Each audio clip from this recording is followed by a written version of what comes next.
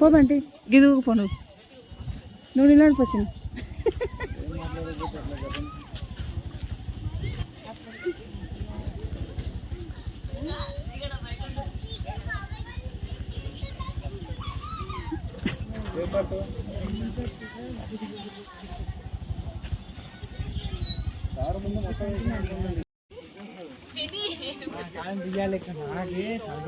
అక్క కూప్రా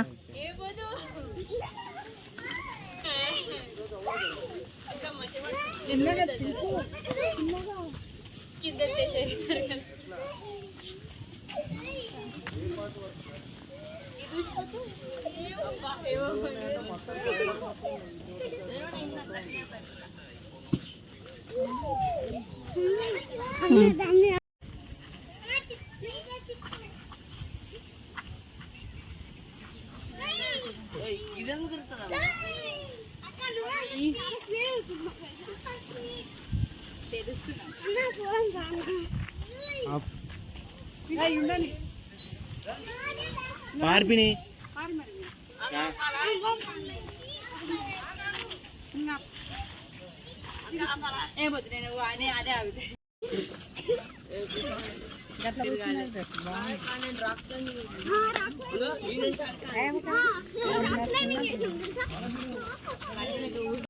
చెప్పు మొత్తం కంప్లీట్ చేయాలి పిల్లడం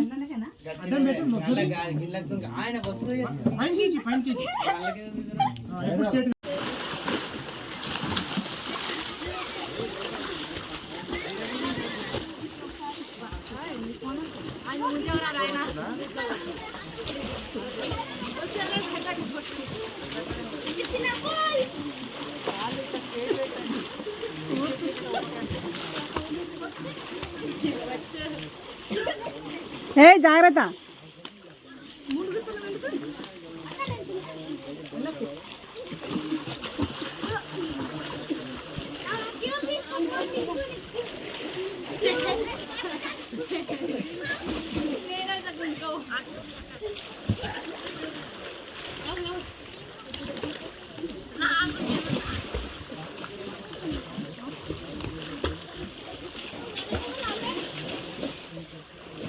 హాయ్ ఫ్రెండ్స్, అందరికీ గుడ్ మార్నింగ్.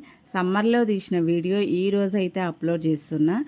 చిన్నగా ఉన్నప్పుడు అయితే ఊళ్ళల్లో ఫుల్ బావిలు ఉండేది. మేమైతే బావిలల్లో ఈత కొట్టినాము. మా జనరేషన్ వాళ్ళకైతే అందరికీ ఈత వచ్చేది. ఇప్పుడు మాకు పుట్టిన పిల్లలకి ఎవ్వరికి రాదు. సో ఫస్ట్ టైం పిల్లలందరినీ తీసుకొని అయితే ఇక్కడ మామిడి తోట, ఇక్కడైతే మామిడి తోటలో స్విమ్మింగ్ పూల్ అయితే ఉంది. ఉయ్యాలలు ఆడుకోవడానికి అన్నీ ఉన్నాయి.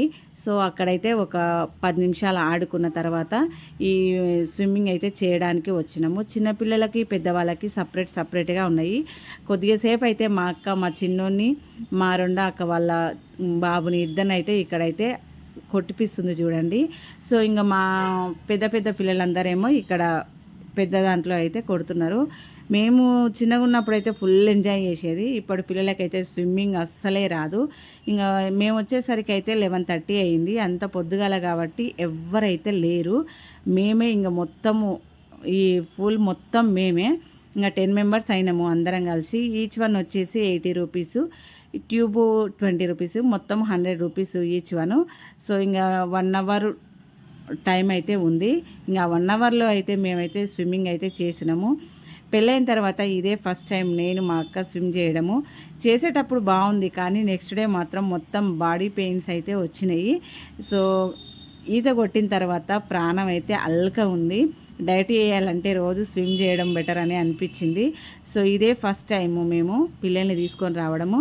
రాగానే పిల్లలు అయితే భయపడ్డారు, కానీ కొద్దిగా 2-3 సార్లు దుంకిన తర్వాత వాళ్ళకి అలవాటు అయిపోయింది. ఇప్పుడు ఇంక మా హెల్ప్ లేకుండానే వాళ్ళే కొడుతున్నారు.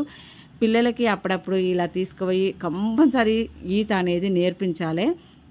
సో నచ్చితే లైక్ చేయండి, ఛానల్ సబ్స్క్రైబ్ చేసుకోండి. బాయ్ మరి.